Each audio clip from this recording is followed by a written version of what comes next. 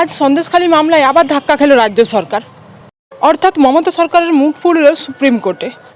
সন্দেশখালী শাহজাহানকে মমতা ব্যানার্জি এত ভালোবাসতেন, অর্থাৎ সহানুভূতি দেখিয়েছেন অন্য সমস্ত যারা মন্ত্রী রয়েছে, যেমন পার্থ, জ্যোতিপ্রিয় মল্লিক, এদের প্রতিও তিনি এতটা সহানুভূতি দেখাননি।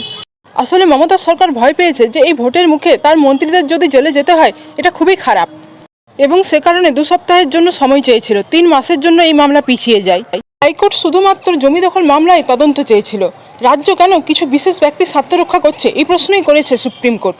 রাজ্য চেয়েছিল সন্দেশখালী মামলায় স্টে অর্ডার পড়ে যাক, কিন্তু উল্টে সুপ্রিম কোর্টও রাজ্য সরকারের চালাকি ধরে ফেলে। 2 সপ্তাহের জায়গায় 3 মাসের শুনানি পিছিয়ে দেয় ঠিক, কিন্তু এখানেই চালাকি করে যে যেভাবে এই মামলা সিবিআই তদন্ত করছিল সেইভাবেই তদন্ত চলবে, অর্থাৎ এখানে স্থগিতাদেশ রইল না। এবং 2 মাস পরে অর্থাৎ জুলাই মাসে এই মামলাটি আবার সুপ্রিম কোর্টে উঠবে। তাহলে বুঝতেই পাচ্ছেন রাজ্য সরকার কেমন প্যাচে পড়ে গেল। প্রতিবার দুর্নীতি করে পার পেয়ে যাওয়া সরকার আর রেহাই পেল না। মমতা সরকারের পতন অনিবার্য এবং ভয় শুরু হয়ে গেছে।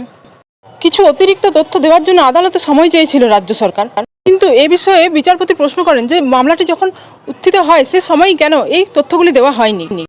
ফলে রাজ্য সরকারের চালাকি ধরে ফেলে। আপনারা বুঝতেই পাচ্ছেন যে শেখ শাহজাহানকে বাঁচানোর জন্য মমতা সরকার অর্থাৎ রাজ্য সরকার এবং ডিজি, আইজি, বড় বড় অফিসাররা সুপ্রিম কোর্টে কেস করেছিল শাহজাহানকে বাঁচানোর জন্য। এর কারণ হিসেবে যা জানা যাচ্ছে যে সন্দেশখালীর শাহজাহানের মাছের ব্যবসা ছিল, এবং আমরা এর আগে দেখেছি অস্ত্র অনেক উদ্ধার হয়েছে, তারও কিছু টাকা সে পেত, এবং সেই টাকাই হয়তো বড় বড় মন্ত্রীদের কাছে যেত। সেই কারণেই তাকে বাঁচাবার চেষ্টা। সন্দেশখালীর এই দাপুটে শাহজাহানের জন্য সন্দেশখালীর মানুষেরা ভয় করত মুখ খুলতে। এই শেখ শাহজাহানের জন্য একটি গাছের পাতাও পর্যন্ত হিলত না তার আদেশ ছাড়া।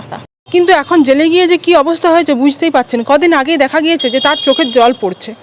এই শেখ শাহজাহান সন্দেশখালীর মানুষদের কাছ থেকে তোলা তুলত, এবং যে পরিমাণ অর্থ সে উপার্জন করত তার বেশিরভাগ অংশটাই মন্ত্রীদের কাছে যেত। এছাড়া শেখ শাহজাহান পরবর্তীকালে টিএমসির গোচরে আসায় এতটাই প্রতিপত্তিশালী হয়ে উঠেছিল যে সেখানকার মানুষদের পর্যন্ত সে নিজেই খোরাক জোগাত, অর্থাৎ ভরণ পোষণের দায়িত্ব সে নিজে নিয়েছিল। অর্থাৎ সে সময় শুরু হয়ে যায় নিজের অধিকারকে কায়েম করার জন্য সন্দেশখালীতে একটা বড় জাল। তবে যাই হোক, সুপ্রিম কোর্ট থেকে এই মামলার স্বস্তি মেলেনি রাজ্য সরকারকে, এটাই স্বাভাবিক। অর্থাৎ দর্শক বুঝতেই পাচ্ছেন যে শেখ শাহজাহান কতটা প্রভাবশালী ছিল এই সরকারের কাছে।